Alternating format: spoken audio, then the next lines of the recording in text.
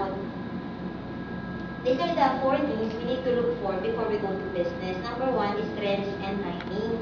However good yung business mo, if you're not riding on the wave on the biggest trend or industry right now, imagine right now, how could you actually have, yung tinatawag na sa business, it's a supply and a demand. Ang tawag ka sa business profit, hindi siya income or salary, di ba? Unlike sa employment. So how could you get the profit kung hindi sa supply mo, walang nagde-demand? Making sense? So the biggest pool or group of demand is what you call talaga the market trend for you to have a big profit sharing. So right now, whether we like it or not, yung mga dumaan ng EDSA, ng MRT, ng LRT, napansin niyo yung mga billboards, dati mga sapatos yan, Advan, mga electric fan, mga stove. Right now, di ba, wala na yata hindi nakakilala kay Belo and Kalayan. Wala na yata hindi aware na normally yung mga sponsor sa mga palabas sa TV supplements. Tama? Si Sharon daw at saka yung anak niya si Casey, magkaiba pa yung endorse na brand. O, di ba? So whether we like it or not, wala naman sigurong tao na parang okay lang ma-experience na minsan na magka-cancer. Yung dry lang, di ba? So we know for a fact na people right now talaga, if they have the chance, they want to feel better and look better. So anti-aging talaga is the biggest industry right now. Imagine ang business natin, ribbon ng typewriter. For sure dito, hindi ka magiging interested. Tama? Alright. So second thing you need to look for is actually proprietary IP, intellectual property rights. So ano ba yun? For me, as how I understand, it's actually exclusivity. So imagine, isip ko na nga, wala akong background sa business. How can I be sure na parang kasi sa business may competition eh. Diba? Yung sobrang ang business mo, pag medyo mura daw yung simula, madaling kopyahin. So yung exclusivity in the fact na parang, I'm not gonna be the sole anti-aging distributor. Ano yung difference ko outside? So the thing is, most of you siguro narinig niyo yung new skin ngayon lang, which is good kasi that's the business, exclusivity. Mahirap kasi na yung business mo, once naubos ng mga clients mo or ng mga partners mo in your group, bumili naman sila kay NPC sa SM or mabibili lang din sa Landmark. Clear yun? Ang hirap kalabanin ng mga mall in terms of distribution. So dapat may exclusivity ka. Naisip ko nga lang yung business right now, like yung siomai, yung waffle, di ba? Parang wala kang masyadong exclusivity or security na hindi kayang kopyahin. Kaya ngayon kasi ninyo yung mga food cart ng mga siomai or on the rest, parang para-pareho lang naman yung lasa. Sobrang daling kopyahin, di ba? Medyo mahirap yung ganung negosyo. Masyadong malaki yung kompetisyon. Yung share mo, masyadong maliit. Third thing to take a look at is a stable partnership.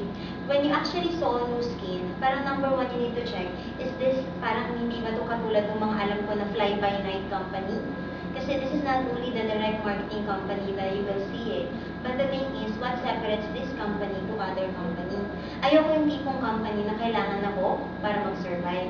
Mas gusto ko yung kahit pala wala ako, nasa momentum yung company. Later, I'll talk about it. And finally, leverage and passive income. When you hear about passive income, ito yung income na whether you're working or not, hinahabol ka. Opposite yan ng hanap buhay. Yung hinahanap mo ba, yung ikabubuhay mo. Tama, diba? Active yun. So yung leverage, normally siguro first time na itong narinig. For sure, may mga kayong may negosyo. Tama, diba? Yung tawag sa kanila, business owner. Tama? Pero eventually, pag pinansin mo, kunyari sa Binondo or sa Tondo, alam mo mga business owners yan, eh, normally, like sila, alam mo, kilala niya yung mga Chinese. Diba? Pero pag pinansin mo yung routine nila, kunyari, hardware, diba? Sila yung nag-open, sila na yung kahero, sobrang binabantayan nila yung mga tindera nila, tapos sila pa nag-accounting. Business owner, pero when you look at their schedule, the entire day, the entire week, it seems that the business owns them. Tama ba yun? So parang wala pa rin masyadong time freedom. May negosyo nga, pero taling-taling naman. So later I'll talk about our second mentor will talk about actually the plan of this company. So first is, we need to take a look at this prepositioning advantage, economic term. Pag sa negosyo, saan maganda pumasok? Pag hindi pa siya alam ng market or pag sobrang lahat meron na. Diba? So sino nagsabi dito, bago? Bago, no? Yung after na lang, yung lahat meron na para usong-uso na, diba? I'll show you, lagyan lang natin ng number, no? The difference. Imagine, you put in, iligyan lang natin ng number, you put in the same effort. Ito siya yung base number natin. Pero the thing is, for example, pumasok ka, bago siya ma-recognize ng public, ng mga consumer, ito pala yung profit sharing mo. So imagine, pareho lang naman sila ng in-effort when they started. Like, for example, Globe and Smart. Same effort lang din naman like Sun, di ba? Pero since nauna sila in terms of telecommunication industry, mas malaki yung profit sharing. kahit 24/7 pa yung sun, hindi niya masyadong matapatan yung subscriber ng Globe and Smart. Same as cellphone industry. Yung mga pioneer distributor talaga right now, sobrang laki as compared sa Green Hills, sa 168, sa mga Divisoria, sa St. Francis, marami magbenta ng cellphone yan, di ba? Pero ito na lang yung market share nila. Kasi normally sa negosyante, ayaw mag-take ng risk. Gusto ko pag alam na ng lahat, ito pala yung nangyayari. Pag tipong yung gusto mo yung business mo, masyado nang alam ng lahat, di ba? May dalawang uri daw actually ng negosyante eh. May small time, may big time. Ang nag-separate lang sa kanila is actually what we call foresight. Yung minsan kasi talaga, sabi na rin, mga negosyante, mga weird daw, yung nakaka-discover ka ng mga bagay na wala namang nakakapansin na majority. Imagine na, parang kunyari lang ha, imagine niyo hindi pa na-discover yung upuan. I'm here in your front, tapos lahat kayo nakasalampak dyan sa sahig. Kasi hindi pa na-discover yung upuan, di ba? Pero kasi yung business, it's problem solving. So, negosyante talaga, nakakita yan ng problema, pero in spite na maging negative yan, nakakapag-create siya ng opportunity doon. Kaya nga, na-discover yung Celia, kasi mas komportable pala na sa isang presentation, nakaupo tayo, di ba? Clear naman? So, that's actually what separates small time sa big time. Share ko lang din yung Tusino, familiar kayo sa business na yon. So, imagine nyo, normally, alam natin, nagbibenta ang kapitbahay or sa mga work. Pero what if yung kumausap sa inyo may-ari ng Makati or ng Pampangas Best? Malaki yung business nila, di ba? Depende kasi kung how you see it. Maliitan lang, bahay-bahay, or buong bansa, ikaw yung magsusupply. Mag-quiz bilang tayo ng mabilis, di ba? Familiar naman tayo with Nokia and Motorola, mga cellphone brands, di ba? Sinong nauna? Motorola, di ba? May mga naka-Motorola pa ba? Wala na. Nokia for sure meron, user-friendly, di ba? Ang separate lang sa dalawang to, si Nokia pala by the way, ano yan, paper manufacturing yan sa Finland, hindi talaga sila cellphone, di ba? Napansin lang ni Nokia, okay pala siguro yung cellphone, no? Maggawa rin tayo, mag-manufacture din tayo. Pero bakit mas marami na Nokia right now? It's because of this term, innovation. So number one pala, you need to be ahead bago ma-recognize ng market. But you need to be consistently innovating. This separates yung mga businesses na buhay pa right now as compared yung mga businesses na nawala na. May mga alam kayong gano'n, parang dati may Cindy's. Pero parang hindi ko na siya nakikita ngayon. Parang lang naman sila ng Wendy's, ng Jollibee, Clear. Medyo nakalimutan siguro nilang mag-innovate. Tama ba? Kasi this is very important eh. What's something new that you offer to market para yung market mabalik-balik sa iyo?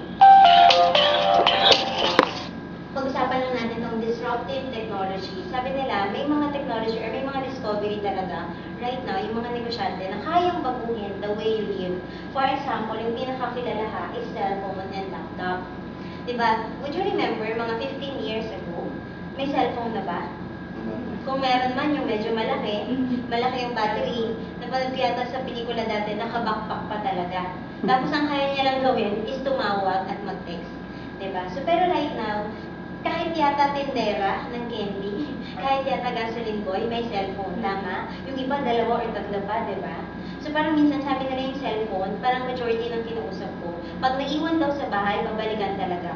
Parang underwear daw, na parang uncomfortable pag walang cellphone, diba? So ganun yung binago yung buhay natin, as compared before, okay naman. So right now talaga, hindi na siya luho, necessity na siya.